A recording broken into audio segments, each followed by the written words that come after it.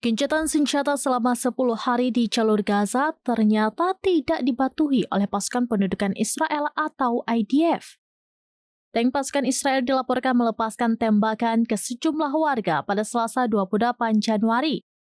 Tembakan tank Israel itu dilancarkan di lingkungan sejumlah warga di Zaitun, Gaza Selatan.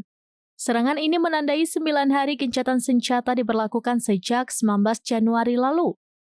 Dari laporan media Palestina, pasukan pendudukan menembaki warga yang berupaya pulang di sekitar rumahnya dekat sekolah Khalil Al-Nubani. IDF juga melepaskan tembakan ke arah perbatasan timur laut kota Khan Younis di jalur Gaza Selatan. Pasukan Israel itu bahkan dilaporkan menyerbu rumah seorang mantan tahanan Palestina yang baru saja dibebaskan. Tentara pendudukan menyerang warga Palestina karena geram melihat perayaan kemenangan mereka di tengah gencatan senjata. Mengutip laporan The New York Times via Tribun News pada Rabu 29 Januari 2025, seorang jurnalis Amerika Serikat bahkan turut menjadi korban pemukulan. Jurnalis Amerika Serikat itu dipukuli lantaran berusaha mendokumentasikan perayaan kemenangan dari warga Gaza. IDF juga telah menyerbu rumah mantan tahanan Palestina lainnya yang baru saja dibebaskan.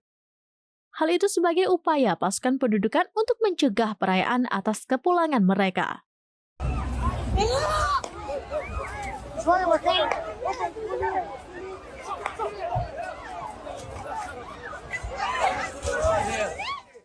Download Tribun X sekarang, menghadirkan lokal menjadi Indonesia.